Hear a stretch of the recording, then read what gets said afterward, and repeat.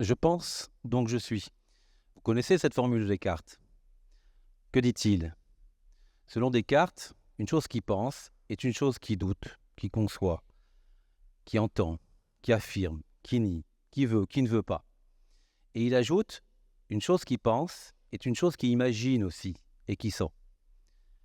Et moi, je rajouterais, une chose qui pense et une chose qui décide, c'est aussi une chose qui est capable de s'émouvoir.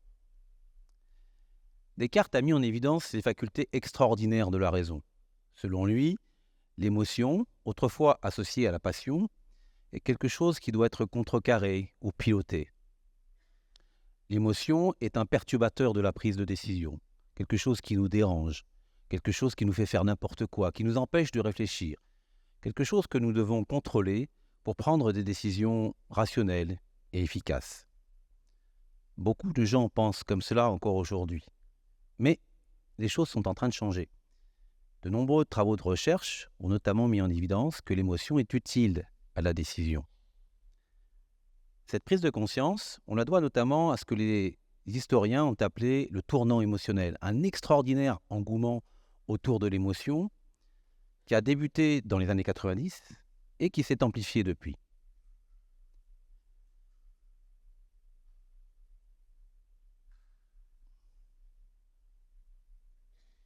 Cette réhabilitation des émotions, nous la devons à deux auteurs, Antonio Damasio à droite et Daniel Goleman à gauche.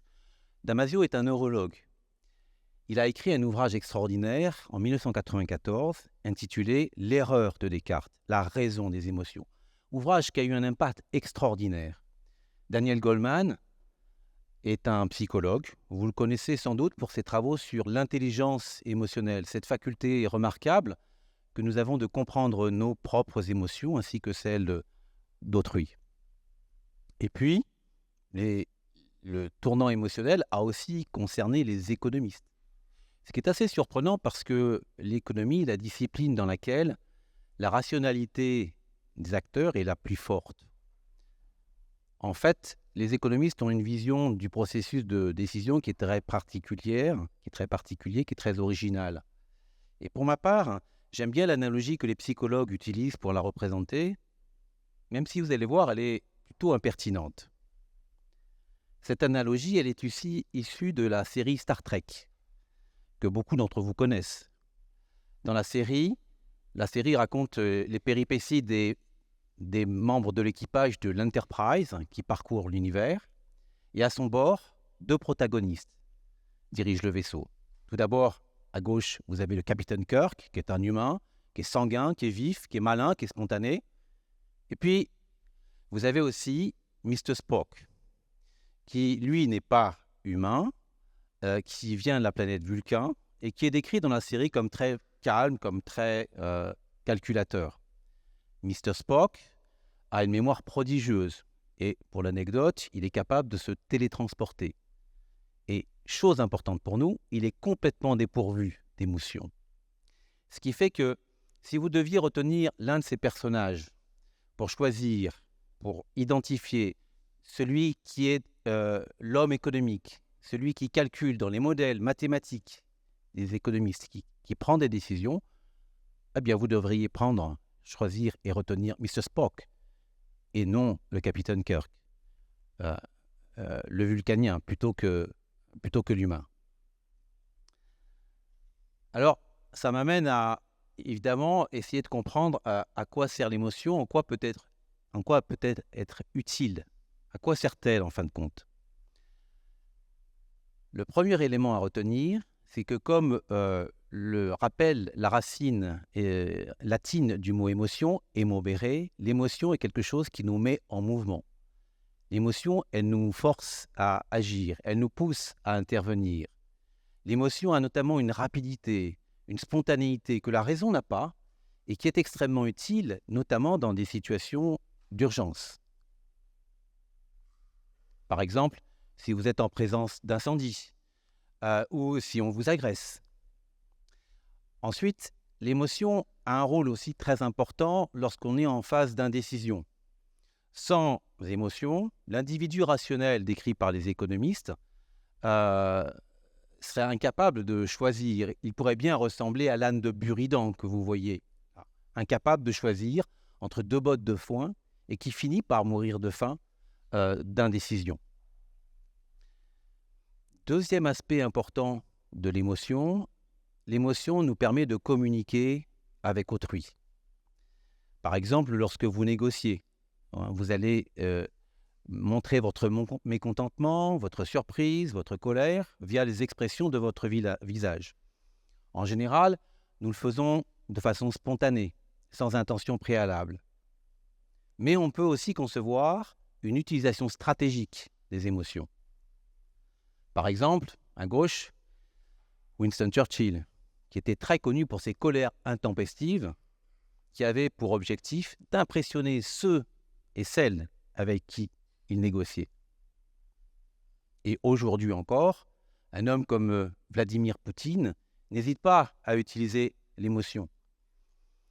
Quand il a reçu pour la première fois Angela Merkel en Russie, il l'a intentionnellement placée dans son bureau aux côtés de son impressionnant labrador que vous voyez sur l'image, car il savait très bien que la chancelière allemande avait été agressée quand elle était petite. « J'espère que le chien ne vous effraie pas », lui a-t-il dit, avec beaucoup d'ironie. Troisième aspect, l'émotion nous est utile parce qu'elle nous donne accès à une information particulière qui guide la décision. Cette information, elle peut être de nature consciente ou inconsciente. Imaginez que je vous propose que vous ayez à choisir entre deux loteries A et B qui vous donnent la possibilité de gagner beaucoup d'argent ou de l'argent, mais qui comportent un risque de perte. Vous pouvez être tenté de choisir la loterie B car elle vous permet de gagner davantage. Mais si vous répétez à plusieurs reprises votre décision, vous allez vous apercevoir que statistiquement, la loterie B vous fait perdre de l'argent, ce qui n'est pas le cas de la loterie A. Et du coup, vous allez regretter votre décision, et c'est ce regret qui va vous conduire à changer votre comportement et votre choix. Plus généralement, l'émotion est ce mécanisme d'alerte ou d'encouragement, une sorte de mémoire corporelle qui, plus ou moins consciemment, vous guide, vous indique quelle est la bonne direction, quel est le bon choix à effectuer selon les circonstances.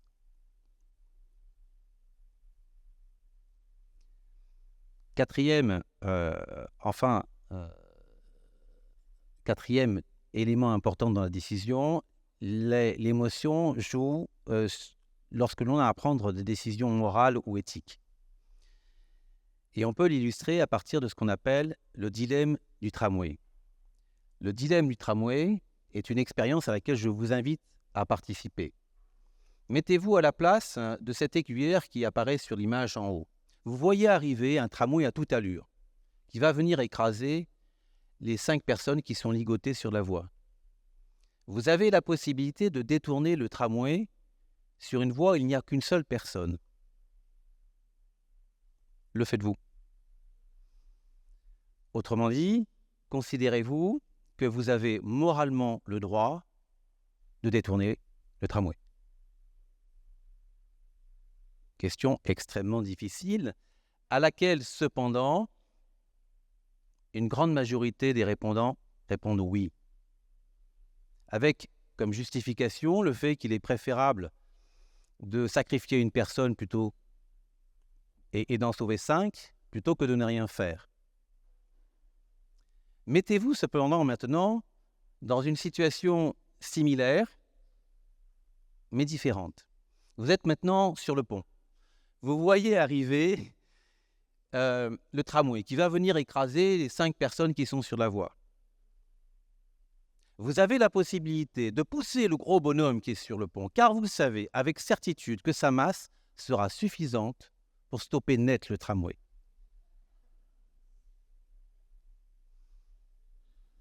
Le faites-vous?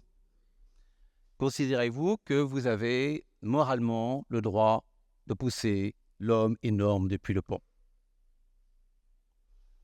on s'aperçoit que dans ce cas-là, une grande majorité des répondants changent leur décision et répondent par la négative. Pourquoi le font-ils?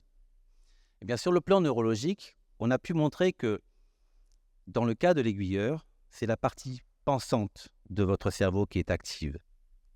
Vous calculez comme le ferait un utilitariste. Alors que dans le cas du pont, c'est la partie émotionnelle de votre cerveau qui intervient. Le dilemme du tramway est notamment en raison de la présence physique du gros bonhomme. Le dilemme du tramway est donc un bon indicateur du fait que l'émotion joue sur nos intuitions morales. Au total, ces éléments montrent que l'émotion est un facteur important dans la prise de décision. En quoi, cependant, cela vous concerne-t-il dans votre vie quotidienne? En fait, le dilemme du tramway a aussi des enjeux concrets, pratiques, qui sont ceux, par exemple, aujourd'hui, la voiture autonome. Cette voiture qui se conduit toute seule, sans intervention humaine. Et je vous pose la question, est-ce que vous seriez d'accord pour acheter une voiture prête à sacrifier son conducteur pour éviter 5 piétons qui traversent? De façon générale, est-ce que vous seriez d'accord pour qu'un robot dénué de sensibilité et d'émotion prenne des décisions importantes pour vous, à votre place?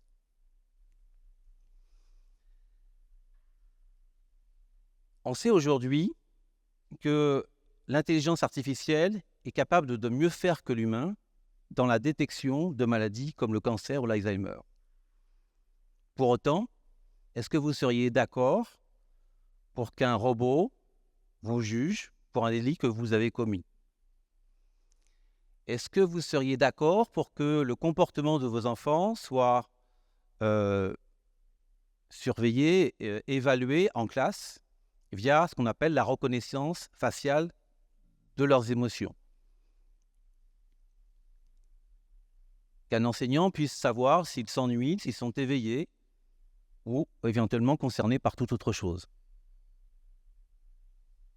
Moi, en tant que parent, mais aussi en tant qu'enseignant, je ne suis pas du tout d'accord avec ça. Alors, il me semble que l'émotion aura un rôle très important dans la société de demain.